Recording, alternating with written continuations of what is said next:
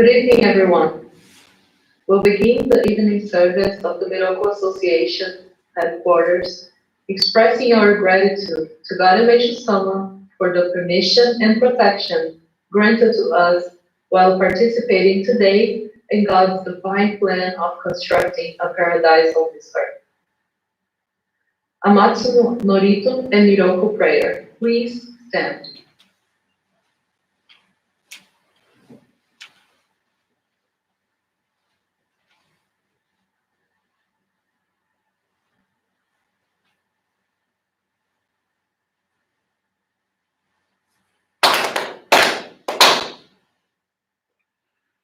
Takamahara ni kamsumarimasu. Kamurogi kamuromi no mikoto mochite. Sumemi oya kamuri sanagi no mikoto. Tsukushi no imuka no tachi hana no odo no hawagi harani. Isogi hara itamo toki ni narimasu. Arai dono o kami kachi moro moro no magago totsumi kegare o.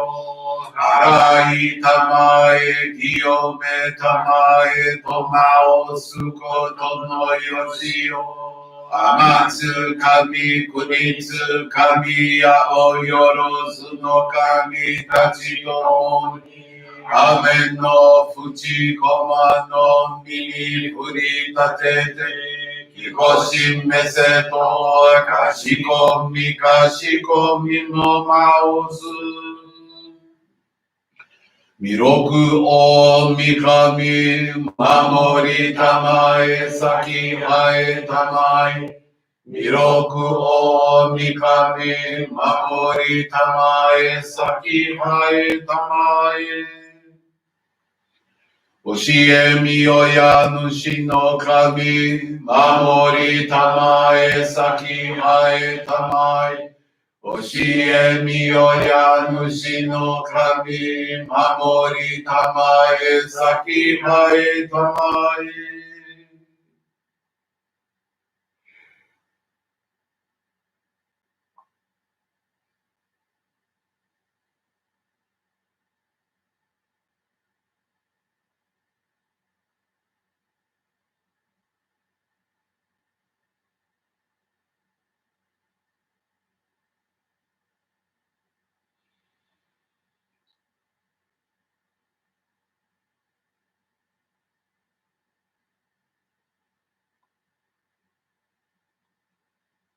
Kum nagara tamachi haemase.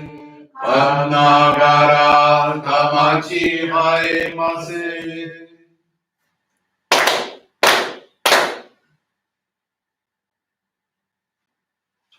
Great God of light, creator and giver of all life, in accordance with your divine will, the long age of night draws to an end. Your radiant divine light, shining ever more brilliantly, awakens the dawn of the glorious age of light, a time long awaited by all humanity. We thank you for guiding us to your divine plan and for the privilege of channeling and receiving your ray. May our spirits and bodies be illuminated and purified as we live your truth given to us by Meishu-sama. Make us pure and effective instruments of your divine light, so that we may serve you and all those with whom we come in contact. May paradise on earth be realized with health, peace, and prosperity, a reality in our lives. Great God of light, bless and protect us. Radiate our souls with your divine light, so that we may truly become instruments of your great plan. Please be seated. We will now receive group direct.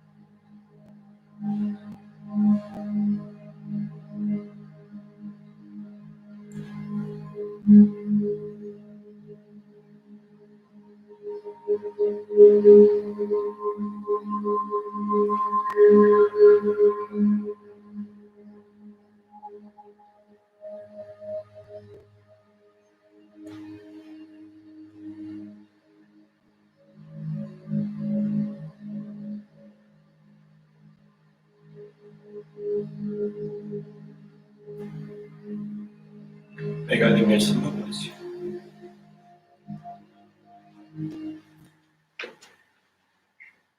Jury is now concluded.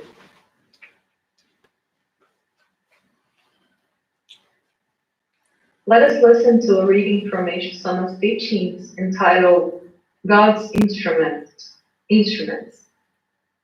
Today, Margarita will read the teaching for us. God's instruments. Let us live life according to God's will, not swayed by opinions or criticisms of others. Those dedicated to serving humanity should be broad-minded and have big hearts. Joyously, we are building paradise on earth, taking what is good and rejecting what is bad, releasing ourselves from all undue concerns. When people ridicule or otherwise speak ill of me, I have a good laugh. You might think that I would feel chagrined to be bad-mouthed, but somehow I don't feel that way at all. To be even a little disturbed by the criticisms of others indicates a lack of faith, for you are working for God, not for them. You should, therefore, be happy as long as you know that what you are doing is in harmony with God's wish. People seldom see things as they truly are. It is quite common in this world not to receive recognition regardless of your effort or dedication. Do not be concerned with what others think of you. Instead, simply do whatever is pleasing to God. You can please God by helping others. Help them restore their health with Jure. Helping even one person makes a difference. Helping 10 or 100 others would, of course, be even more pleasing to God. Thank you, Margarita. And we'll now have readings from Reverend Michael Negro.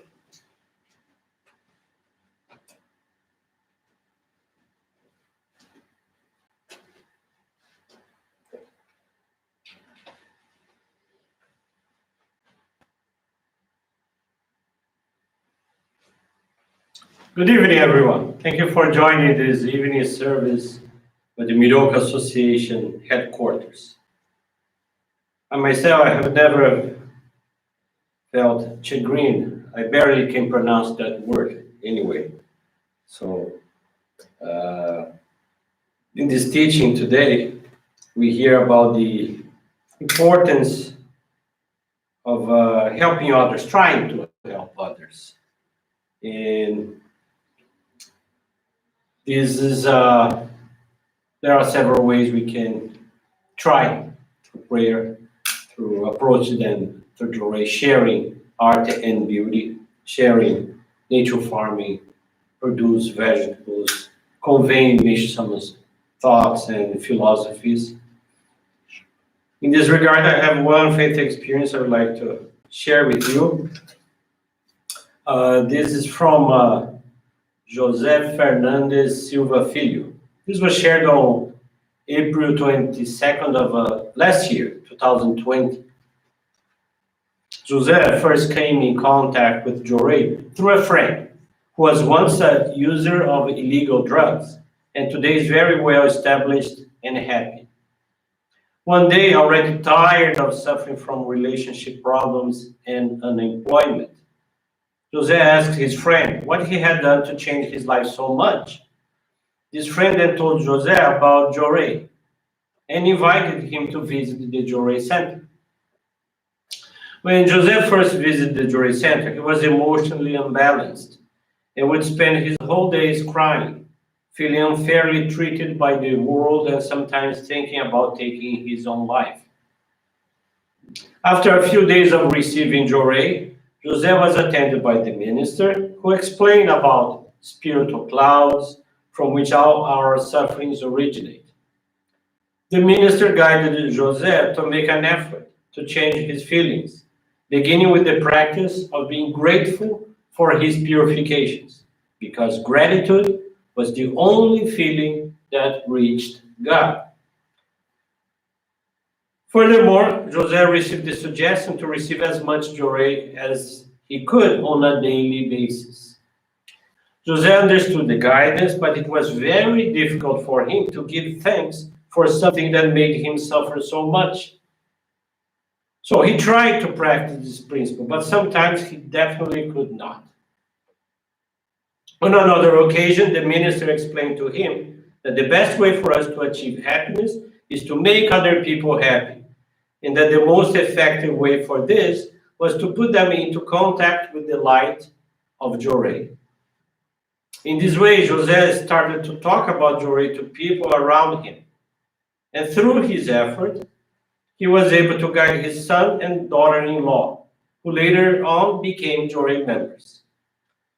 As José enjoyed reading, the minister would lend him books on Meishu-sama's teachings, and he would read them quickly and ask questions to his minister. Thus, with the practice of Jorei, dedication, and reading Meishu-sama's teachings, José felt better day after day. In October 2018, José was blessed to receive the sacred focal point or Hikari. Even going through ups and downs, he began recognizing and feeling thankful for the good things Meishu-sama was giving to him. He got a job, receiving an amount from the bank that he didn't even know he was entitled to, and was able to make a special monetary gratitude offering. After some time, his former wife, with whom he had a conflicted relationship, also began visiting the Jorei Center, led by his son and daughter-in-law, and his former wife soon became a member. At first, it was a little difficult for him to be in the same place as his ex-wife. But with time and the minister's guidance, he got comfortable with the idea, and today he interacts very harmoniously with her. Through the light of Jorei and dedications, José was able to reverse a picture of emotional and financial imbalance, and now living in total harmony and stability. José is very grateful to God and Meishu-sama for these transformations, as his commitment is to bring Jorei to as many people as possible. So these efforts of trying to guide others It is a cumulative effort. I would like to share an experience I had when I was in training and was doing door to door, offering people jewelry. So I stopped at this building and they had the intercoms. I buzzed several apartments offering. I have a prayer to offer. Would like to receive this prayer. So this woman opened the door. So I went to her designated floor. She was in her late 30s, and I explained that I was there to give jewelry, explain what was jewelry, and she accepted. So we sat. I began the jewelry center, the jewelry session, and gave 5 minutes. The front, when she turned, she started feeling a strong pain on her shoulders. And then she told me, "Hey, what you're doing to me? I'm channeling divine light. As you can see, I'm not touching you or anything. But I didn't have this pain before you came." Then I tried to explain about toxins and the process of purification. "I'm a nurse," she said, "and I don't buy this. Whatever you are saying, I don't want this pain." And I tried to convince her, "I don't care, just leave." And before I tried to open my mouth again for further explanations, "Leave or I'll call the police." Okay, calm down, I'm leaving. So I was wondering if the lady had that kind of lack of spiritual affinity. Maybe it was not her right time. But I didn't get disappointed or discouraged. Uh, Meishu-sama has a saying, dead trees make up for the woods too. So that means, who knows, maybe sometime later she would have the opportunity. At that time, she was not ready. But just the fact that this is something to add to my many experiences, it is relevant on these efforts of trying to guide someone. The late Reverend Katsuichi Watanabe, father of the one that we came to know better, Reverend Tetsu Watanabe, who was a head minister of our international movement, was head minister in Brazil. Anyway, Reverend Katsuichi Watanabe, in his memoirs, he wrote this, how to create a store that everyone wants to shop in. And this is related to our talk today on guiding others. He started like this: during the first half of my life, my goal was to always do my best to create a store where everyone would like to shop. From that time I was 30 until some years later, during this entire period of my life, I dedicated myself to doing business. I was the owner of over 30 produce markets. The reason for my success was due in particular to the expansion of the branches and their good administration, making my competitors come to me to ask advice and guidelines regarding planning and administration. They ask me questions such as, "There are always lots of customers in all of your stores. You must be somehow accommodating each customer's needs. Tell me, please, what is your secret for attracting all these customers?" When such questions came from customers who were trying to open their own businesses, I always asked to be taken to the site where they were thinking of opening their business, and I would make a thorough geographic, financial, and sociological assessment of the area. The main point of my research was related to the locals' social status, upper, middle, or lower classes, and if the district was residential, commercial, or mixed. I would also notice how many other businesses were in the area.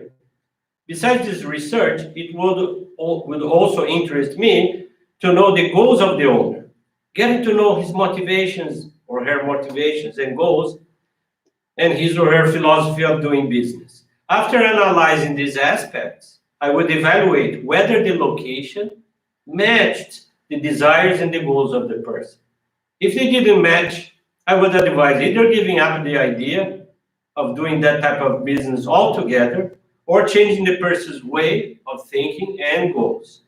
Another point that I would make clear to the person is that the emphasis should not be on the display of products, but to have a very clear, defined customer base. Not long ago, the subject of market research was added to the core curriculums of College of Business Administration in the United States. In fact, I was already following this practice in my own business before World War II. I will explain this point further with an example. In Tokyo, in the period preceding the war, the majority of ladies belonging to the upper middle classes, those who live on the high hilltops, were ashamed to be seen shopping. They preferred not to be noticed. Because of that, it was necessary for stores to cater to the needs of these people. On the other hand, people with the lesser means, the ones who lived in the lower parts of the city, would be on the contrary. They love to be seen shopping. They even consider a favorite pastime. Therefore, the stores in the lower parts of the city had to display their products differently. There is in truth an intimate relationship between the conditions that attracts a customer to a store, such as cleanliness, beauty, orderliness, as well as the variety and assortment of products that are on sale, and the type of customer that is inclined to shop there. If there is a difference in the levels of the customers, there will be certainly be a preference in their tastes, preference, and opinions. If you are not able to perceive what a customer wants, then you cannot know what product to sell. And in the end, you will lose this customer. Even if you want to be successful, you will not be simply making an educated guess. To be successful, it is essential to know exactly what the customer needs and wants to buy. This type of thinking is essential for the success of a business. Meishu-sama was also a businessman. Because of that, he gave profound advice and guidance based upon his experiences, such as knowing what is the hearts of people and what they feel can be likened to knowing the psychology of a customer in your store. It is necessary to know what people are searching for in each period of time, the 80s, the 90s, etc. What are they are suffering from? What kind of difficulties are they experiencing? Each and every person always feels the lack of something inside of themselves. And because of that, they try to search for what they feel they are missing. If we don't offer them what they are searching, it would not be possible to truly expand the work of Jorei. It's not enough to simply have a minister and a Jorei center. Thinking deeply about this is really difficult to understand the meaning of the phrase to offer. To offer too much is not good, and to offer too little is bad. As it's not good to be too strict or to be too kind. The main thing essentially is to offer things in the right amount, to let the person have the desire to become a member. Yes, to have the desire to deepen his or her faith, to have the desire to serve God. Because of that, I'm convinced that the popular saying, quote, don't force things upon customers, allow their desire to prompt them to buy, unquote. It is not just applicable to business. This phrase is applicable not only to business, more than that, it is a perfect motto for our Jorei movement. In the past, the present, and the future, in whatever country or among any people, this saying has a profound, unique, and eternal truth. Also based on that, of offering the right amount, I have another experience of mine. This happens in the north of Brazil, Belém, and it was in the summer of '89. And this became a strong, important lesson for my ministerial journey. So I was in this Belém for 2 months. During my training there, I was there because there is an American embassy, consulate, I should say, and I was trying to get my visa to come to this missionary work here in the United States. That's why I was located over there. And it's an interesting place. There is a custom where you make appointments before and after the afternoon rain, because always rains during this time of the day, every single day. I was there, I can tell you. I thought this was a myth, but it turned out to be true. Very few people attended Joy Center in this interval. One afternoon, a woman came to the church after the rain had eased. This was her first time visiting. We sat in the outer room, facing each other for a Joy session. Before Joy started, I began explaining the meaning of Joy. I have tried to give a full explanation of the origin of Joy energy, which comes from the sun, moon, and the earth element, which is the human body. I went deeper into the law of spiritual preceding the physical and about the law of purification. Oh, let me also tell you that we all have toxins. And by getting Joy, you will have the opportunity to eliminate them. So don't be impressed by this process. And blah, blah, blah, blah, etc., etc., etc. I think I lectured her for about 1 hour. Then he hit me.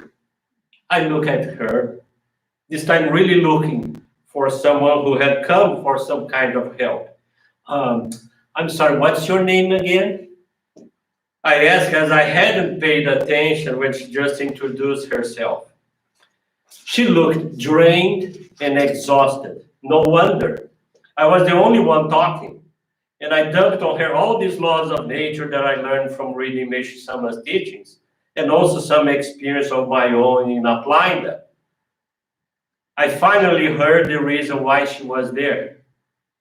I don't even remember as of today her situation, but I almost certainly took up most of the time she had available.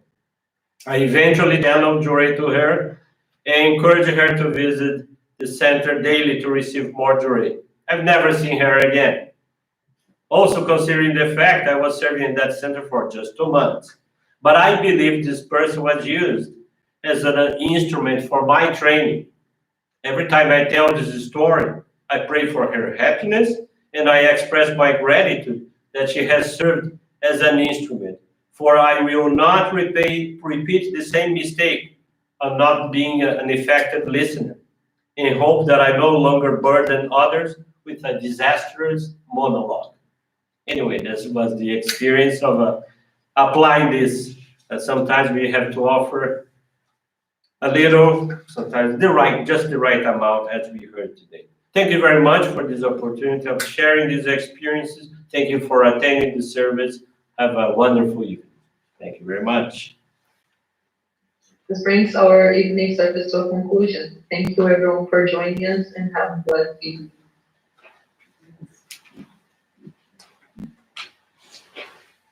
Bye everyone. See you. Bye.